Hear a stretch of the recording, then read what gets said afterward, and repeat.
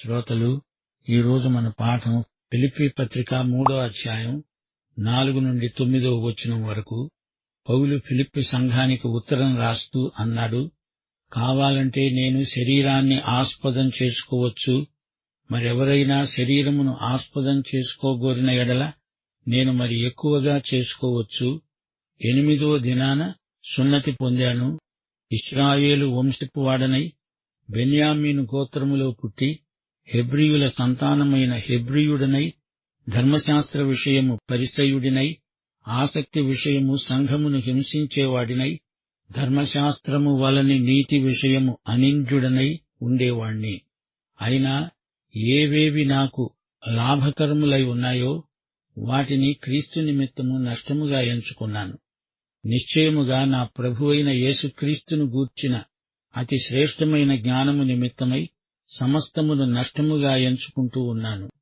క్రీస్తును సంపాదించుకుని ధర్మశాస్త్ర మూలమైన నా నీతిని కాక క్రీస్తునందలి విశ్వాసము వలననైన నీతి, అనగా విశ్వాసమును బట్టి దేవుడు అనుగ్రహించే నీతి గలవాడనై ఆయన యందు అగపడే నిమిత్తము సమస్తమును నష్టపరుచుకొని వాటిని పెంటతో సమానముగా ఎంచుకుంటున్నాను. వింటున్నారా శ్రోతలు? పౌలు శరీరాధిక్యతలు తనకు ఎన్ని ఉన్నాయో వాటన్నిటినీ ఏకరువు పెడుతున్నాడు. ఇంచుమించు 7 ఉన్నాయి. మత విషయికమైన అర్హతలివి. ధర్మశాస్త్రీయమైన వ్యాయామంలో ఆరితేరిన వాణ్ణి. ఆ రోజుల్లో తానెంతో విర్రవీగాడు. ధర్మశాస్త్రంలో అప్పుడు తనొక ఘనాపాఠి. తార్సువాడైన సౌలుకు శారీరకమైన యోగ్యతలు తన సమకాలీనుల్లో అందరికంటే ఎక్కువగానే ఉన్నాయి. ఎన్ని ఆధిక్యతలు ఇలాంటివి ఉన్నా నాడుగాని నేడుగాని ఎవడూ రక్షించబడజాలడు. 8వ రోజున సున్నతి పొందాడు. మోషే ధర్మశాస్త్ర కాలంలో సున్నతి ఎంతో ప్రాముఖ్యమైన సంస్కారం. ప్రాతిపదికమైన యూద మతాచారం సున్నతి. తన 8వ ఏట సున్నతి పొందాడంటే అతడు స్వయాన పొందింది కాదు. తల్లిదండ్రులు తమ 8 శిశువుకు దేవాలయంలో సున్నతి చేయించారు. అనగా మతభక్తి గల తల్లిదండ్రులు పౌలుకున్నారు. మోషే ధర్మశాస్త్రమును వారంతా ఎంతో పాటించారు. తల్లిదండ్రులు అతన్ని అదే పద్ధతిలో పెంచారు. ఆ మాటకొస్తే యేసును పెంచిన మరియ యోసేపులు కూడా ఎంతో మతభక్తి గలవారే. మరియ యేసును కన్నది. మరియ యోసేపులు యేసు శిశువును దేవాలయానికి తీసుకువెళ్లి ఆయనకు సున్నతి చేయించారు. పౌలు మతభక్తి ఆసక్తి గల యూద కుటుంబంలో పుట్టినవాడు. ఇది శరీరరీతిగా గర్వించదగ్గ విషయం అని అందరూ అనుకునేవారు. ఇశ్రాయేలు వంశం నాది. 100% పౌలు ఇశ్రాయేలీయుడు. ఇది మరో గర్వకారణం. కావాలంటే ఎవరైనా అతని వంశవృక్షాన్ని పరీక్షించవచ్చు. యూదమతవాదుల్లోనే కొందరున్నారు. వారిది మిశ్రమ జాతి. 100 పాళ్లు వారు ఇశ్రాయేలీయులు కారు. ఇశ్రాయేలు వంశావళిలో తన వంశం పేరు ఉంది. తన పుట్టుపూర్వోత్తరాలు ఎవరైనా దేవాలయ రికార్డుల్లో తనిఖీ చేయవచ్చు. అతనికి మరో ఘనత ఉంది. అతడు బెన్యామీను గోత్రికుడు. ఇశ్రాయేలు వంశంలో పేరెన్నికగన్న బెన్యామీను గోత్రం తనది. యాకోబు యొక్క గారాబు కుమారుడు బెన్యామీను. రాహేలు బెన్యామీనును కన్నది. కానుపులోనే తాను చనిపోయింది. కనగానే ఆ శిశువును గురించి వీడు నాకు వేదన పుత్రుడు అన్నది. కాని యాకోబు అతణ్ణి కుడిచేతి పుత్రుడు అన్నాడు. పెనూయేలు అనుభవానికి ముందు రాహేలు మీద అతనికి వల్లమాలిన ప్రేమ. ఇప్పుడు రాహేలు లేదు. శిశువైన బెన్యామీను రాహేలునే తలపింపచేస్తున్నాడు. రాహేలు కన్న కొడుకు బెన్యామీను యాకోబుకు కుడిచెయ్యి లాంటివాడు. తన చేతి కర్ర, ఊతకర్ర. యాకోబు బెన్యామీను పైన ఎంతో ఆనుకున్నాడు.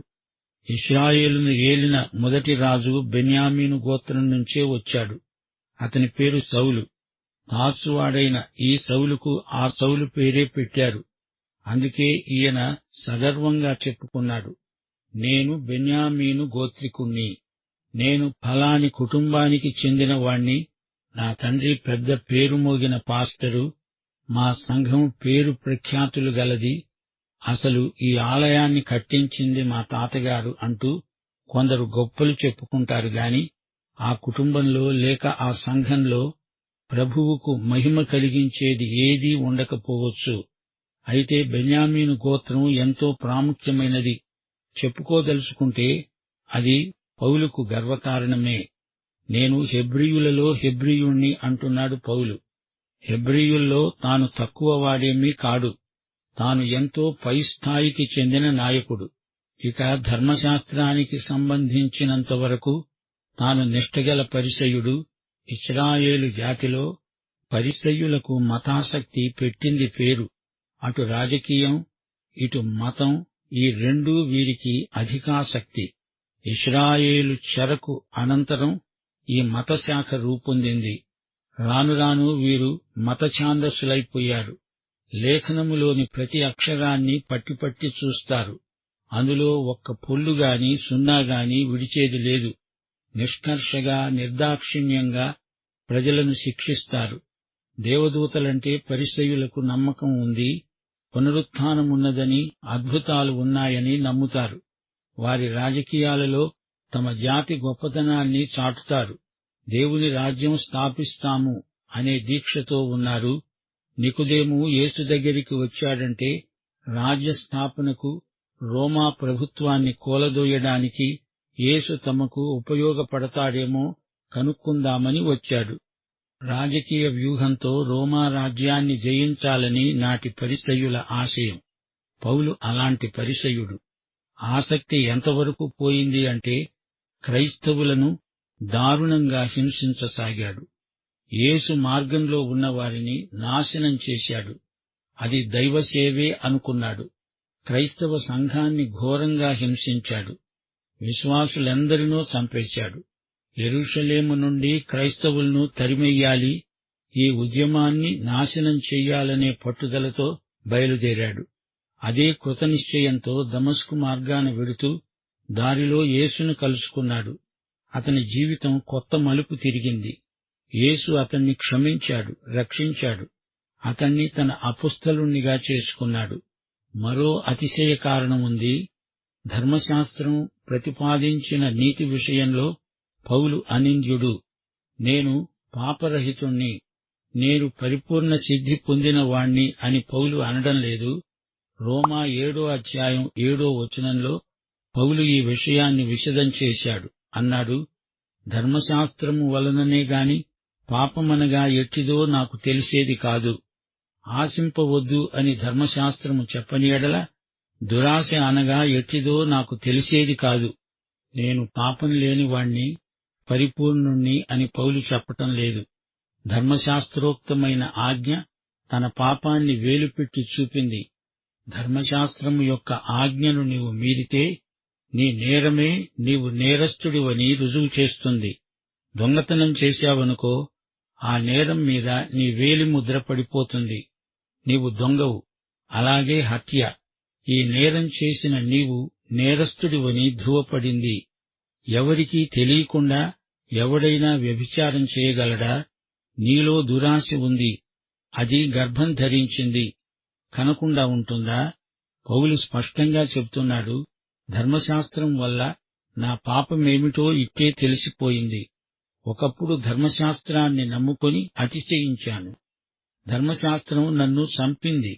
ఈ మాటలే పౌలు చెప్తున్నాడు. అయితే ధర్మశాస్త్రం తన పాపాన్ని చూపినప్పుడు అతడేం చేశాడు? అప్పుడు తన పాపానికి పరిహారంగా బలి అర్పించేవాడు. ఈ విధంగా దేవుణ్ణి శాంతిపరుస్తాను అని కృత్రిమ తృప్తి కలిగించుకున్నాడు. పౌలు అప్పటి తన అజ్ఞాన దశలో నిజాయితీతోనే బ్రతికాడు. ధర్మశాస్త్ర దృక్కోణంలో చూస్తే పౌలు మహాభక్తుడు. ఈ విధంగా శరీరరీతిగా అతిశయ కారణాలను చెప్పుకుంటూ పోతే పౌలు ఎదుట మరెవ్వరూ నిలువలేరు. తన ఆధిక్యతలన్నీ శరీరానుసారమైనవి. వీటన్నిటిని బట్టి దేవుడు తన పక్షాన ఉన్నాడు అనుకుంటూ దేవునికి విరోధంగా పోరాడాడు. ఇవన్నీ తనకు యోగ్యతాపత్రాలు అనుకున్నాడు. అయితే యేసుక్రీస్తును ద్వేషించాడు. ఆయన శిష్యులను క్రూరంగా, నిర్దాక్షిణ్యంగా హింసించాడు, హత్య చేశాడు. క్రీస్తు ఉద్యమం నామరూపాలు లేకుండా అంతరించిపోవాలని పౌలు దీక్ష. అయితే ఒకనాడు దమస్కు మార్గంలో పౌలు యేసును కలుసుకున్నాడు. యేసుతో పౌలుకు భేటీ తటస్థించింది. పౌలు అంచనాలన్నీ తారుమారైపోయాయి. ఏమి లాభమనుకున్నాడో అదంతా నష్టమని గ్రహించాడు. అంతకు ముందు తాను ఏవి నష్టమనుకున్నాడో అదంతా ఇప్పుడు లాభమైంది. అతని దృక్పథం విప్లవాత్మకంగా మారిపోయింది. శరీరరీతిగా లాభకరమైనవి నీచంగా, నష్టంగా అతనికి కనిపిస్తున్నాయి. వెనకటి వాటిని పూర్తిగా తన మనస్సు నుండి తొలగించుకున్నాడు. యేసును కలుసుకున్నప్పుడు కలిగిన ఫలితమిది. యేసు ద్వేషిగా దమస్కుకు వెడుతున్నాడు. ఎందుకు? యేసు శిష్యులను పట్టి అధికారులకు అప్పగించాలని, వారిని శిక్షించాలని అధికార పత్రాలను చేతపట్టుకుని వస్తున్నాడు. ఇప్పుడు యేసును సంపాదించుకున్నాడు. యేసు యొక్క అపస్థలుడయ్యాడు. యేసుకు పూర్తిగా వశమైపోయాడు. యేసు ఆధ్యాత్మిక విప్లవం అతనిలో వర్ధిల్లింది. అతడు పూర్తిగా మారిపోయాడు. విప్లవం అంటే ఏమిటి? ఇంతవరకు నీవు లాభము అనుకున్నది ఇప్పుడు నష్టమనే ప్రత్యక్షం కలిగింది. ఇంతవరకు నష్టమనుకున్నవి లాభంగా మారాయి. ఇది ఆధ్యాత్మిక మహావిప్లవం. లోకంలో ఈ విప్లవానికి నిరోధక శక్తులున్నాయి. ఒక వ్యక్తి సైతాను శృంఖలాలను తెంచివేసి యేసునందలి స్వేచ్ఛలోకి రావటం విప్లవం. ఈ విప్లవం నిన్ను తల్లకిందులు చేస్తుంది. ఇదే మారు మనస్సు, విశ్వాస పంథ, రక్షణాభ్యుదయం. ఇప్పుడు పౌలు చెరసాలలో ఉండి ఈ ఉత్తరం రాస్తున్నాడు. ఆధ్యాత్మికంగా తన జమా ఖర్చు లెక్కలు మనకు చూపుతున్నాడు. ఇంతవరకు తానెన్నో సువార్త యాత్రలు చేశాడు. వెనకటివి నాకిప్పుడు పెంటతో సమానంగా కనపడుతున్నాయి అంటున్నాడు. వాటిని నష్టంగా ఎంచుకున్నాడు. నా ప్రభువైన క్రీస్తు యేసును గురించిన జ్ఞానం ఎదుట ఇవన్నీ ఎందుకు కొరగానివి? ఆయన కోసం నేనన్నీ నష్టపోవడం సబబే, సమంజసమే. క్రీస్తును సంపాదించుకున్న నా విలువలు మారిపోయాయి అంటున్నాడు పౌలు. యేసు ప్రభువు మన విలువలకు దేవుడు. యేసే నా అత్యధికమైన విలువ. ఏదో ఒక క్షణంలో అద్భుతంగా కలిగిన క్షణికోద్రేకం కాదిది. ఒక్క క్షణంలో ఉవ్వెత్తుగా లేచిన గాలి బుడగలాంటిది కాదిది. కొంతమంది అలా అనుకునేవారున్నారు. దేవుని పిలుపు, బలిపీఠం, అనుభవం, దర్శనం, ఇంకేముంది, శిఖరాగ్రానికి ఎక్కిపోవడం, ఇదంతా క్షణికం అనుకుంటున్నారా? అలా కానే కాదు. నీ మార్పు ఎడతెగక నీ జీవితమంతా నిన్ను మారుస్తూనే ఉంటుంది. ఇది ఒక క్షణంలో వచ్చేది కాదు.